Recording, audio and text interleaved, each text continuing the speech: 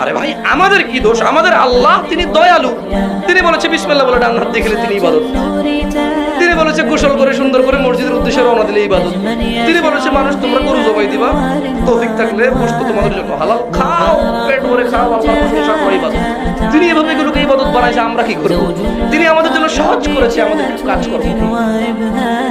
বিশ্বাস করেন, ওয়াল্লাহি আল্লাহর কসম করে বলছি, বিশ্বাস করেন আপনার ইন্তেকালের পরে 40 দিন সময় লাগবে না এদের আপনাকে ভুলে যেতে। ওয়াল্লাহি আল্লাহর কসম করে বলছি, এই মানুষগুলোর কেউই আপনার প্রকৃত অর্থে আপন নন। আপনার অবস্থানকে তারা ভালোবাসে, আপনাকে তারা ভালোবাসে। আপনাকে শুধু আপনার রব আল্লাহ ভালোবাসেন। আপনি তার উপর তাওয়াক্কুল করে হারাম ছেড়ে দেন, আপনাকে আল্লাহ বেহিসাব রিজিক দেবে ইনশাআল্লাহ তাআলা। মানুষ মানুষের অবস্থানকে মূল্যায়ন করে, আপনার পরে তারা আপনাকে মনে রাখবে না। আপনি আমি যদি আজকে পৃথিবীতে নাও থাকতাম, আজকে যদি আমরা পৃথিবীতে নাও থাকতাম, পৃথিবীর ঘূর্ণন কমে যেত না। পৃথিবী ঘুরতই, রাত হতো, দিন আসতোই, আমাদের স্ত্রী সন্তানরা বেঁচে থাকতো, মা বোনরা বেঁচে থাকতো, সবাই যার যার জায়গায় ঠিকই থাকতো, আমরাই থাকতাম। এটাই বাস্তবতা, এটাই দুনিয়ার নির্মম বাস্তবতা। তাহলে এই দুনিয়ার সংক্ষিপ্ত জীবনে কাদের কথা চিন্তা করে আপনি আল্লাহর অবাধ্যতা করছেন? কাদের কথা চিন্তা করেন? স্ত্রী সন্তান পরিবার পরিজন ছেড়ে দেন, আল্লাহর ওয়াস্তে হারাম ছেড়ে দেন, হালালে চলে আসেন। আমরা ইসলাম নিয়ে অনেক বড় বড় কথা বলি, কিন্তু সবচেয়ে বড় কথাটা হচ্ছে এই আয়াতটা যেটা আমি তেলাওয়াত করতে যাচ্ছি। ইয়া আইয়ুহাল্লাযীনা আমানু, হে মুমিনগণ, আলাইকুম আনফুসাকুম, তোমরা নিজের আগে নিজেদের নফসটাকে ঠিক করো। নিজেরা ভালো হও, পরের দিকে আঙ্গুল পরে উঠাও। নিজেরা ঠিক হও, নিজে আগে জ্ঞান অর্জন করি, নিজে আগে আমল করি, নিজে আগে হালাল খাই, নিজে পরিবার ঠিক করি, নিজে আমি দ্বীন ইসলামের জন্য ক্ষুদ্র পরিসরে কিছু করার চেষ্টা করি, অন্যের ভুলের দিকে আঙ্গুল পরে উঠাই। দেখবেন ইনশাআল্লাহ প্রত্যেকে যদি নিজের ফিকির করি, আস্তে আস্তে সমাজ ঠিক হয়ে যাবে। নিজে ঠিক না হলে কিচ্ছু ঠিক হবে না। আর নিজে ঠিক না হয়ে মানুষকে ঠিক করতে যাওয়া ঠিক নয়। একটা বাতি যখন জ্বলবে, একটা বাতি থেকে আরো অনেক বাতি জ্বলবে ইনশাআল্লাহ। আল্লাহ পাক আমাদের সবাইকে হালাল রিজিক অন্বেষণ করার তৌফিক এনায়েত করুন। আমি যাদের হালাল রিজিকের সমস্যা আছে, আল্লাহ পাক যেন বেহিসাব রিজিকের ব্যবস্থা করে দেন। আমি আপনার আমার সম্পদ সুদের মধ্য দিয়ে লুটে নেওয়া হয়েছে, সম্পদ পেপার মানির মধ্য দিয়েও সাক করা হয়েছে। পৃথিবীর একটা অংশ দিন দিন ধনী হয়েছে, আর একটা অংশ ডে বাই ডে প্রপার্টি ডিস্ট্রিবিউশনের মধ্যে চলে গেছে। এগুলো বুঝতে আরো সময় লাগবে, আরো দিন যেতে দেন, 5 বছর 10 বছর যাক, আপনারা নিজেরাই বুঝতে পারবেন ইনশাআল্লাহ। বিষয়টা হচ্ছে যে এগুলো ভবিষ্যৎবাণী নয়, এগুলো বর্তমান। যখন মানুষ বাহ্যিক এবং অভ্যন্তরীণ জ্ঞান রাখবে না, তার কাছে বর্তমানের ঘটনাকে ভবিষ্যৎ মনে হবে।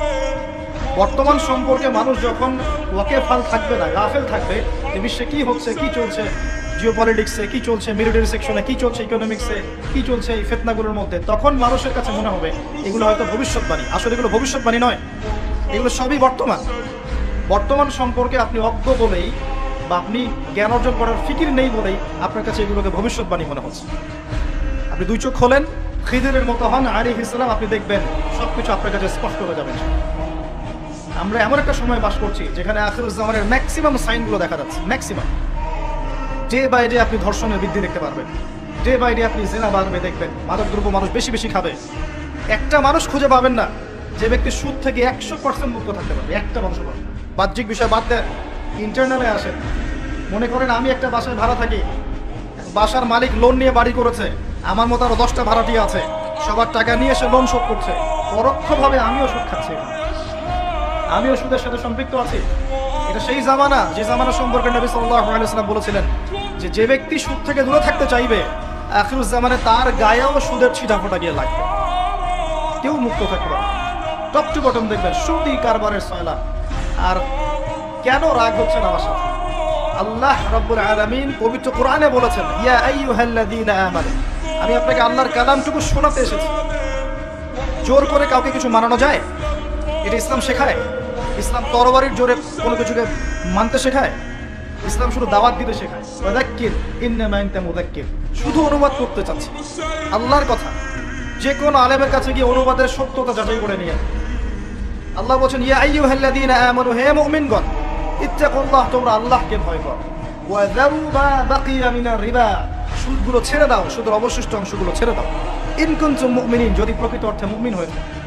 ওয়া ইন লাম তাফআলু, যদি তোমরা এই কাজটা না করো, অর্থাৎ সুদ না ছেড়ে দাও, ওয়া ইল্লাম তাফআলু, যদি তোমরা সুদ না ছাড়ো, কে বলছেন?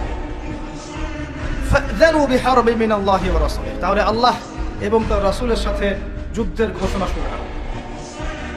Path is yours, the road is yours, রাস্তা আপনার, পথ আপনার, চুজ ইউর পথ। আপনি আপনার রাস্তা সিলেক্ট করেন। আপনি আল্লাহর সাথে যুদ্ধ করবেন, তার নবীর সাথে যুদ্ধ করবেন, নাকি এগুলো ছেড়ে দিয়ে আল্লাহওয়ালা হবেন? আপনার চিন্তা। কে আপনাকে বাধ্য করবে?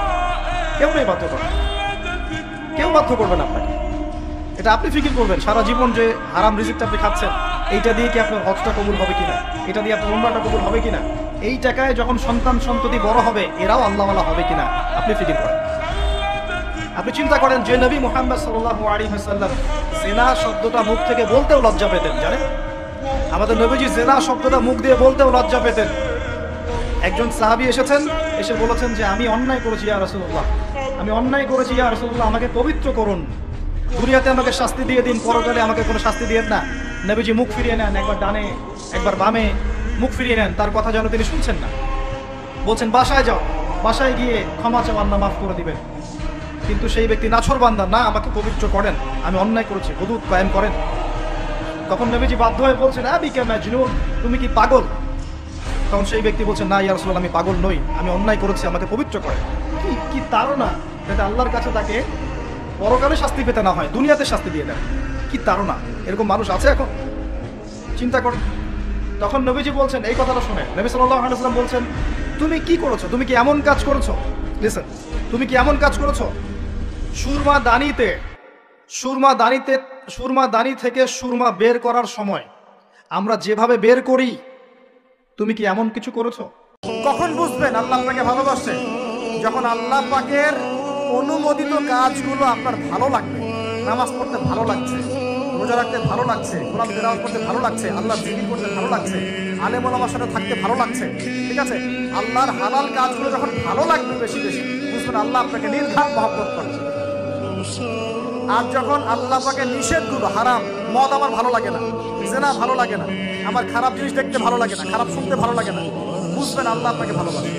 আর যখন দেখবেন খারাপের পিছনে আপনার ঝোঁক বেশি, দুর্নীতি করতে ভালো লাগে, সুদ খাইতে ভালো লাগে, ঘুষ খাইতে ভালো লাগে, কাউকে ঠকাইলে মনে হয় আমি স্মার্ট হয়ে গেলাম, হ্যাঁ, মানুষের টাকা আত্মসাৎ করতে ভালো লাগে, নামাজ না পড়ে ঘুম দিতে ভালো লাগে, ঠিক আছে, রমজান মাসে বিড়ি টানতে ভালো লাগে, ঠিক আছে, মেয়ের সাথে যে টাঙ্কি মারতে ভালো লাগে, তখন বুঝবেন যে আল্লাহ আপনাকে এখনো ভালোবাসেন বা আপনি আল্লাহর ভালোবাসা পাওয়ার যোগ্যতা হারিয়ে ফেলেছেন। আল্লাহ পাক আমাদেরকে বোঝার তৌফিক দান করুন।